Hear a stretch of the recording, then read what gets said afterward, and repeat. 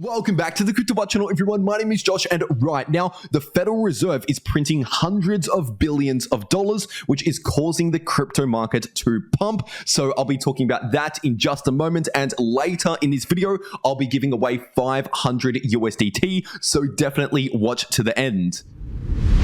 First of all, taking a look at the total assets on the Federal Reserve balance sheet, which has just risen by another $100 billion approximately over the last 1 week, just after rising around $300 billion in the week before. So basically, in the last 2 weeks alone, the Federal Reserve balance sheet has risen by nearly 400 billion US dollars. And if you're new to this, you might be wondering, well, what does this actually mean? And first of all, during 2022, we saw what was called quantitative tightening, where the Federal Reserve is reducing its balance sheet, which actually reduces the supply of US dollars. And of course, they were doing that to help reduce inflation, because when you take dollars out of the economy, when you take dollars out of the banking system, that lowers inflation. But obviously, over the last few weeks, the banking system has reached a major breaking point, which has caused the Federal Reserve to actually U-turn, to actually pivot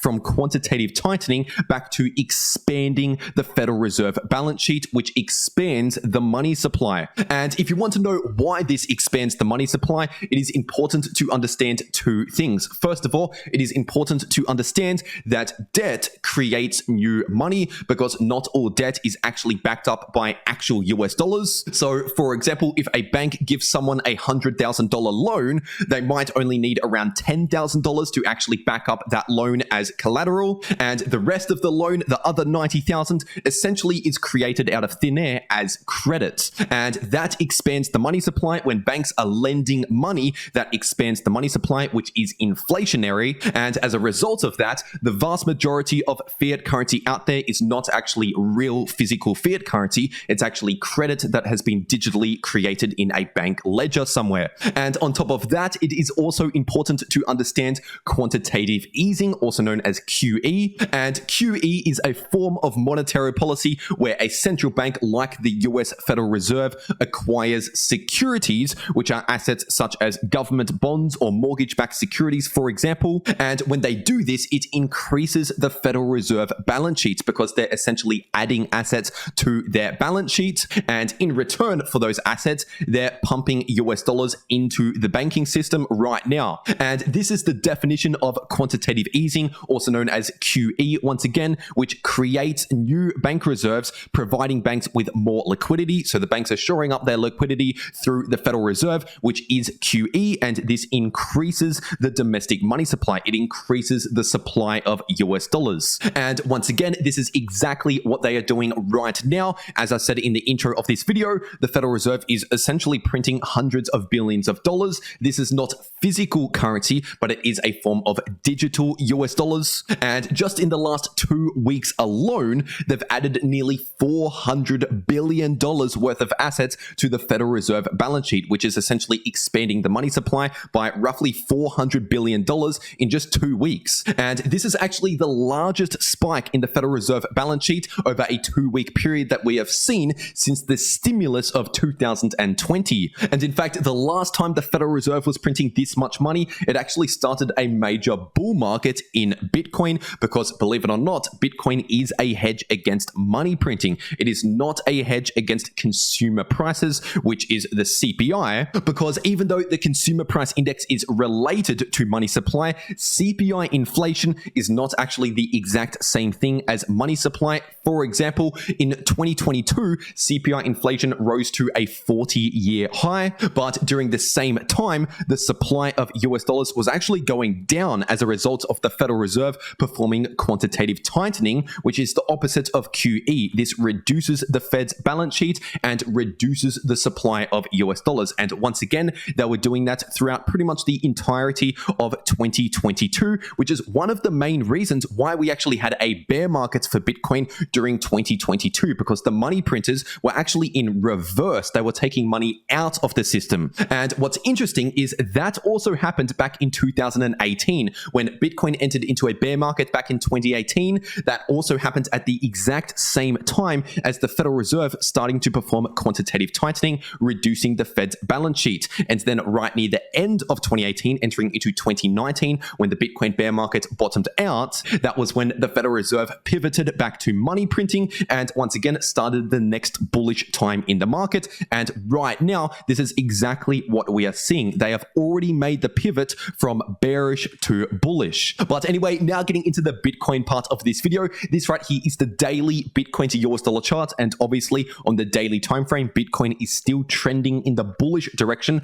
But right now, we are still running into this important area of resistance, which is sitting in between 28,000 going up towards around 29,500. So due to this, over the last 4 to 5 days, we have already seen a bit of a pause from this bullish trend with the price running into key resistance. And so once again, like I've been saying over the last few days, in the short term, we're likely going to see a bit of a pause from this bullish trend, perhaps even a bit more of a rejection like what we saw the other day. But overall, at least as of right now, this does not actually change the bullish trend. And as for support on the daily time frame, we still have this price range sitting in between around 24.3k going up towards around 25.2k. And now if you're zooming into the shorter term, this right here is the 4-hour Bitcoin to US dollar chart. And recently we've seen multiple bearish divergences confirm and play out in the short term, which once again means reduced bullish momentum in the short term.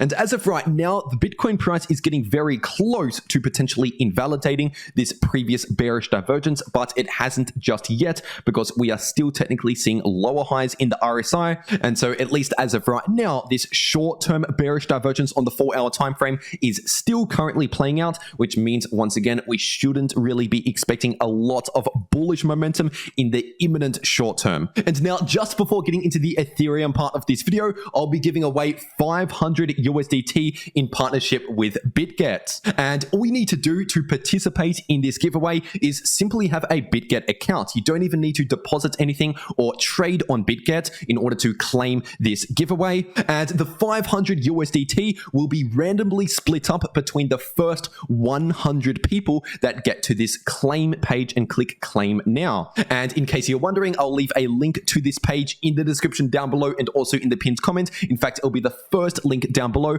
or you can scan this QR code popping up on the screen right now. And once again, that will take you to this page right here where you simply put in your email or phone number and then verify that email or phone in order to create a Bitget account. Or if you already have a Bitget account, you simply put in the email or phone number associated with that account in order for the money to be transferred into that account. And once again, only the first 100 people can participate in this giveaway and get a random share of that 500 USDT. So you could claim $1 or you could claim 50 or 100 USDT, depending on how lucky you are. So once again, if you want to claim some free USDT, then check out the first link below this video or scan the QR code on your screen right now. But anyway, now getting into the Ethereum part of this video, this right here is the daily ETH to US dollar chart. And over the last 1 day, we have just seen a daily candle close slightly above 1.8k, which is technically one bullish confirmation for the break above 1.8k. But considering the fact that we've only just broken slightly above 1.8k, it would be even better to see more confirmation, such as more daily candle closes, or ideally a weekly candle close above 1.8k, and ideally flip this previous resistance